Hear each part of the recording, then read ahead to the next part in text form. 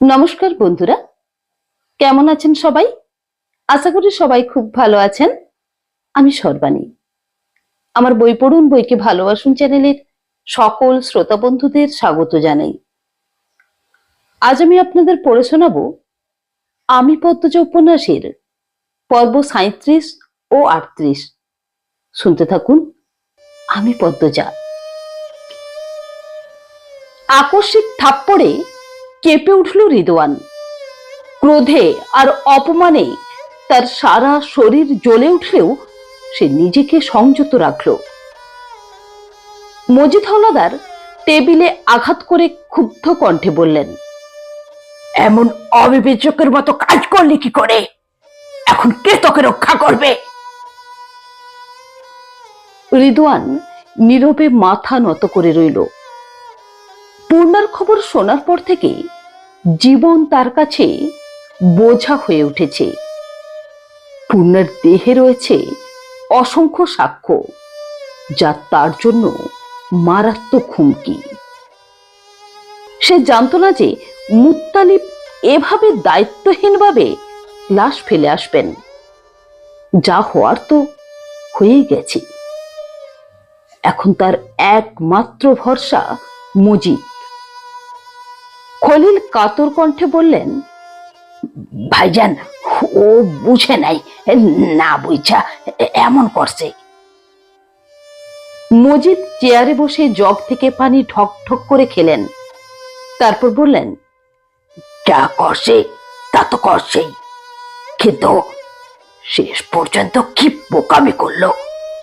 লাশকে কেউ এমন করে ঝোপে ফেলে আসে?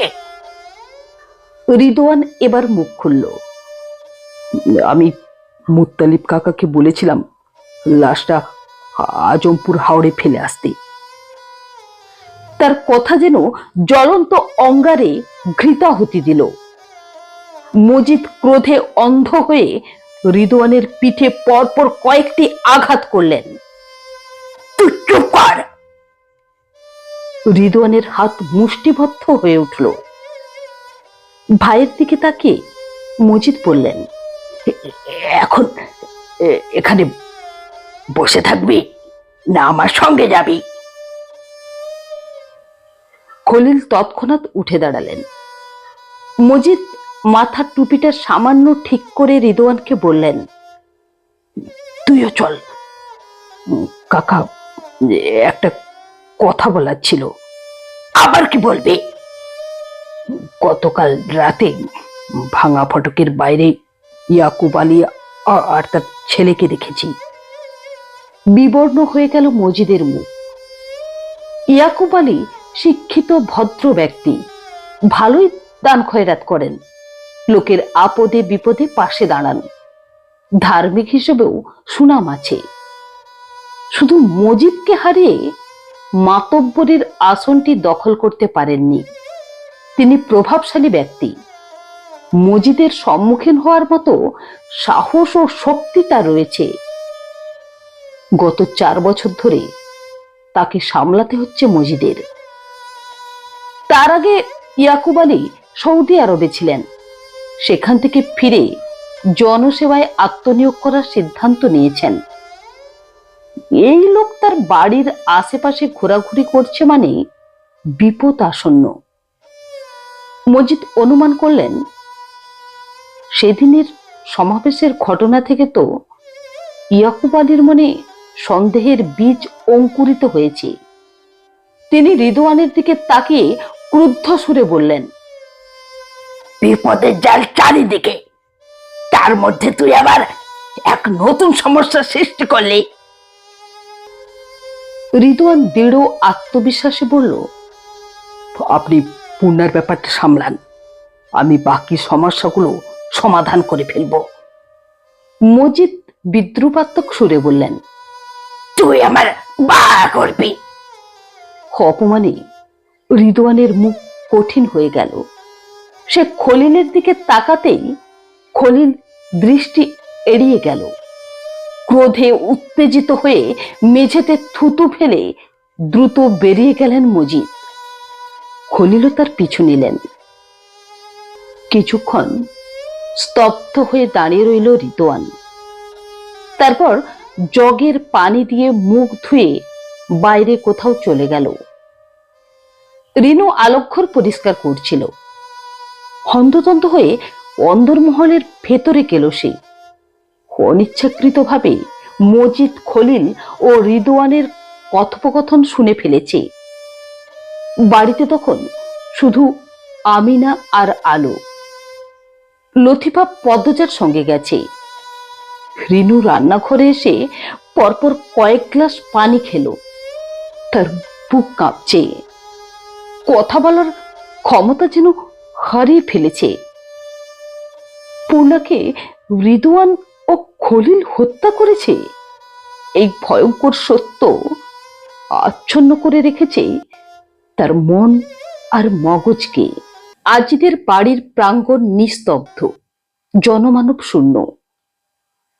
আমির চারিদিকে দৃষ্টি বুলিয়ে সরাসরি ঘরের ভেতরে চলে গেল। আসমানি হঠাৎ আমিরকে দেখে অপ্রস্তুত হয়ে পড়ল বটে, তবে সে নিজেকে সামলে নেওয়ার আগেই আমির তার কণ্ঠ চেপে ধরল।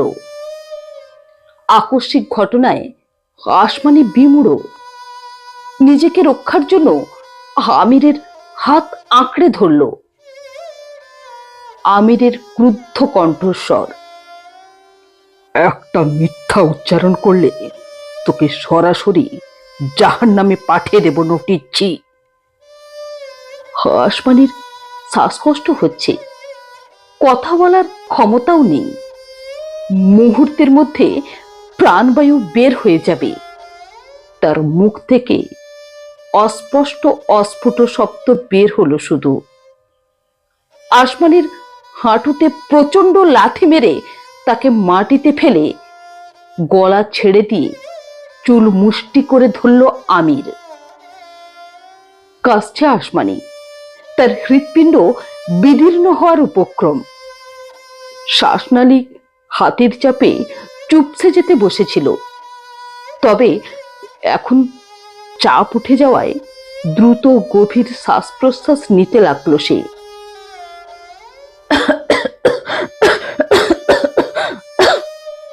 ক্রোধে আমিরের কপালে শিরা ফুলে উঠেছে। তার ইচ্ছে হচ্ছে আসমানিকে পিষে ফেলতে। কণ্ঠস্বর নিচু করে জিজ্ঞেস করলো সে, পূর্ণার সঙ্গে কি ঘটেছিল? বিস্ফারিত হয়ে উঠল আসমানির চোখ দুটো।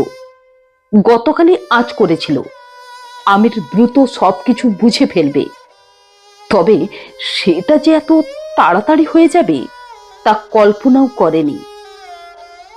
আসমানি কথা বলার জন্য মুখ খুলতেই আমির গর্জে উঠল, একটা অক্ষর মিথ্যে বললে এখানেই পুঁতে ফেলবো, সত্য বলার দ্বিতীয় সুযোগ পাবে না। রক্ত হিম হয়ে গেল আসমানির।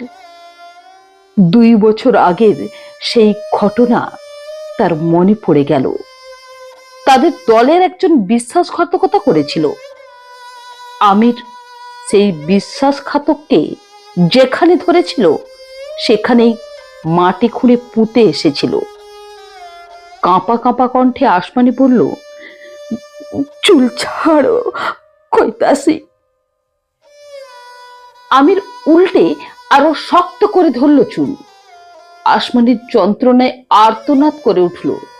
বুঝতে পারল যত সময় নেবে তত বেশি নির্যাতিত হবে।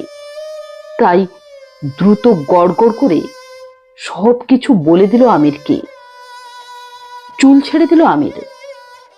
তখনই ঘরের দরজার সামনে এসে দাঁড়ালেন মালেহা বানু। তিনি আজিদের মা এবং আসমানির শাশুড়ি।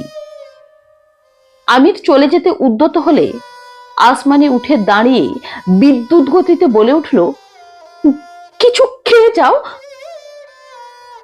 মালেহা বানুর উপস্থিতি উপেক্ষা করে পাশ কাটিয়ে চলে গেল আবির।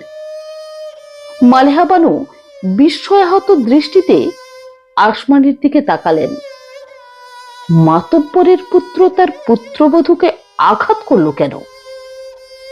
প্রশ্নটা মনে উঁকি দিলেও ঠোঁটের প্রান্তে এসে থেমে গেল। তীব্র কৌতূহল দমন করে তিনি নিজের ঘরের দিকে চলে গেলেন। শফিকের রহস্যময় অনুপস্থিতির পর থেকে মালেহা বানু অসুস্থতায় ভুগছেন। তিনি জানেন শফিক নিখোঁজ, কিন্তু আসমানি এবং আজিত শফিকের পরিণতি সম্পর্কে জানে, অথচ তাদের কারো মধ্যেই শফিকের অনুপস্থিতিতে বিন্দু মাত্র বেদনার ছায়া নেই। তাছাড়া নিজেদের সম্মান রক্ষার্থে চরম দুর্নীতিবাজ শফিকের নিখোঁজ হওয়ার ব্যাপারটা নিয়ে তার সহকর্মীরাও মাথা ঘামায়নি। লোক দেখানো অনুসন্ধান করে তাকে পলাতক ঘোষণা করা হয়েছে। মালেহা বানু এসব জটিলতা থেকে অনেক দূরে। তিনি প্রায়ই নীরবতা পালন করেন, পাড়ায় ঘুরে বেড়াতে পছন্দ করেন। দুই পুত্র অর্থ উপার্জন করেছে, সেটুকুই তার কাছে যথেষ্ট। তিনি রাজরানীর মতো জীবনযাপন করছেন, আর কি প্রয়োজন? তবে অন্তরে ক্ষোভ আছে আসমানির প্রতি। আসমানি ও শফিকের মধ্যে অশোভন ঘনিষ্ঠতা তিনি বারবার লক্ষ্য করেছেন। এ নিয়ে মুখ খুললেই শফিক ও আজিদ উভয়েই রেগে যেত। ফলে তিনি দীর্ঘদিন ধরে আসমানের সঙ্গে বাক্যালাপ বর্জন করে রেখেছেন। বাড়ি থেকে বের হওয়ার মুহূর্তে আজিদের সঙ্গে দেখা হলো আমিরের। আমিরকে দেখে আজিদ উচ্চারণ করল, শুনলাম পূর্ণার নাকি খুন হয়েছে। আজিদকে পাশ কাটিয়ে চলে গেল আমির। আজিদ ঘাড় ঘুরিয়ে তীক্ষ্ণ দৃষ্টিতে আমিরের দিকে তাকালো। বড় ভাই শফিকের কথায় সে এই দলে যোগ দিয়েছিল। সেখানেই তার দেখা হয় আসমানির সঙ্গে। আসমানির রূপের আলোয় পুরুষ মানুষ মুগ্ধ হয়ে যায়। বিয়ের আগে আজিদ নিজেও মাঝে মধ্যে পাতালে যেত রাত কাটাতে, শুধু আসমানির কাছাকাছি থাকার আশায়। আসমানি ছিল পাতালের প্রতিটি পুরুষের রাতের সঙ্গী। প্রথমে আজিদ বিস্মিত হয়েছিল, একজন মেয়ে কিভাবে এতটা অধঃপতিত হতে পারে। পরে জানতে পারল আসমানি তার মায়ের পথ অনুসরণ করেছে। আমিরের দাদি নূরজাহানের এক বান্ধবীর মেয়ে ছিল আসমানি। মায়ের পেশা মেয়ে উত্তরাধিকার সূত্রে পেয়েছে। 16 বছর বয়স থেকেই আসমানি গ্রামে কুকীর্তি শুরু করেছিল। গ্রামের সালিসে যখন তাকে তাড়িয়ে দেওয়া হলো, তখন মজিদ হাওলাদার ও আমির হাওলাদার আসমানিকে আজিদের গলায় ঝুলিয়ে দেন। আজিদ এমন একজনকে বউ হিসেবে নিতে দ্বিধাগ্রস্ত ছিল, কিন্তু তার বড় ভাই এই বিয়ের পক্ষে ছিলেন। আজিদের আর কিছু বলার ছিল না, সে আসমানিকে বিয়ে করল। বর্তমানে একটা বাচ্চার জন্য আজিদের মন কাঁদে, কিন্তু আসমানির বাচ্চা হলেও নিশ্চিন্ত হতে পারবে না যে সেই বাচ্চা তারই। এই চিন্তায় সে অস্থির হয়ে থাকে। মনে মনে হাওলাদার পরিবার এবং মৃত শফিকের প্রতি ক্ষোভে চলছে আজিদ। গত কয়েকদিন ভেবে সে সিদ্ধান্ত নিয়েছে মজিদের অনুমতি নিয়ে আরেকটা বিয়ে করবে। সোজা কলপাড়ে চলে এলো আজিদ। আজ বিকেলে তাকে রওনা দিতে হবে শহরের দিকে। মালেহা বানুর অসুস্থতা বেড়েছে, ভালো ডাক্তারের কাছে নিয়ে যেতে হবে তাকে। রাত 9টায় আমির অন্দরমহল এড়িয়ে সোজা আলোকঘরে ঢুকলো। ঘন অন্ধকারে ঘরটা নিমজ্জিত। চারপাশের নিস্তব্ধতা এমন যে মনে হচ্ছে মৃত্যু নিজেই এখানে অবস্থান করছে। খলিল মজিদ বাড়িতে নেই, তারা লোক দেখানো সদা সহায়তায় ব্যস্ত। মোড়ল বাড়ির অভিভাবক সেজে বসেছে, কিন্তু আমির জানে তারা প্রমাণ লোপাটে মগ্ন। প্রমাণ ধ্বংস করা তাদের কাছে বাঁ হাতের খেল। অন্ধকারে হাতড়ে বালিশের নিচ থেকে দিয়াশালাই বের করে হারিকেন জ্বালালো সে। মগা বিকেলে বেরিয়েছে, তাই আলোকঘরে বিরল নীরবতা। অন্যদিন মগার নাক ডাকার শব্দে এখানে থাকা দুষ্কর হয়ে ওঠে। খয়েরি শার্টের পকেট থেকে একটা ছোট লাল খাম বের করে হারিকেনের আলোয় বসলো আমির। পাশের ঘরে হঠাৎ একটা শব্দ হলো। উঁকি দিয়ে দেখলো একটা বিড়াল ছোটাছুটি করছে, নিশ্চয়ই ইঁদুর দেখেছে। হারিকেন নিভে বাইরে এলো সে, লাল খামটা পায়জামার পকেটে রেখে। অন্দরমহলের চারপাশে জোনাকি পোকারা আলোর উৎসব শুরু করেছে। আমির সেই আলোর মেলায় দাঁড়িয়ে রইল অনেকক্ষণ। আজকের দিনটা অন্যরকম হওয়ার কথা ছিল, কিছুটা সুখের, কিছুটা বেদনার, অথচ সবই নীরবতায় মোড়া। কিছুক্ষণ চিন্তা করে আমির অন্দরমহলে প্রবেশ করল। আমিরকে দেখে ছুটে এসে পথ আঁকলে দাঁড়ালো লতিফা। ভাইজান, পদ্মর কি হয়েছে বুঝতেছি না, কথা কয় না।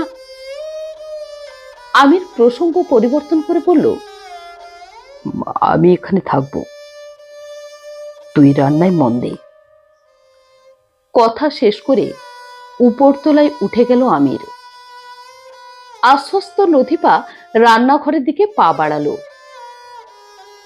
আমির আজ পদ্মচার সঙ্গে থাকবে শুনে তার মনে অহেতুক আনন্দের ঢেউ উঠেছে।